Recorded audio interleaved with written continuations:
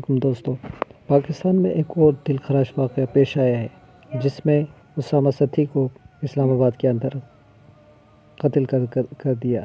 گاڑی پر سامنے وہ دونوں طرف سے گولیاں برسائی گئی اور اس پر یہ جو اسامہ ستی ہے وہ انٹرمیڈیٹ پرائیویٹ تعلیم حاصل کر رہا تھا اور اپنے اخراجات پورے کرنے کے لیے وہ ٹیکسی بھی چلاتا تھا۔ گاڑی پر مجموعی طور پر 17 گولیاں لگی۔ ابتدائی رپورٹ کے مطابق یہی کہنا ہے کہ گاڑی پر مجموعی طور پر 17 گولیاں لگی اور ATS اہلکاروں کی فائرنگ سے طالب علم کی ہلاکت ہو گئی ہے اور اس کی FIR بھی درج کر دی گئی ہے۔ واقعے کی ابتدائی تحقیقاتی رپورٹ بھی مرتب کی گئی ہے اور یہ وزیر اعظم کو پیش کر دیے جائیں گے۔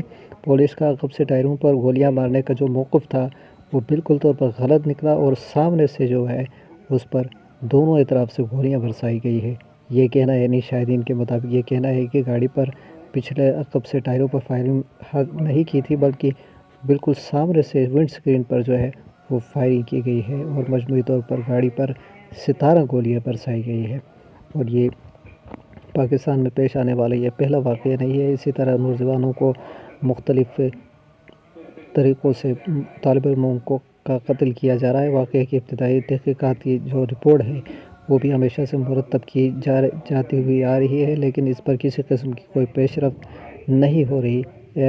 تاہم اس سے جو طالب علم کا جو گھر والے ہیں ان کی طرف سے دھرنا دینے کا جو بھی اعلان ہے وہ بالکل سامنے آ چکا ہے اور مکمل طور پر پورے پاکستان اس کو سپورٹ کرے گی اور ان کے ساتھ دے گی۔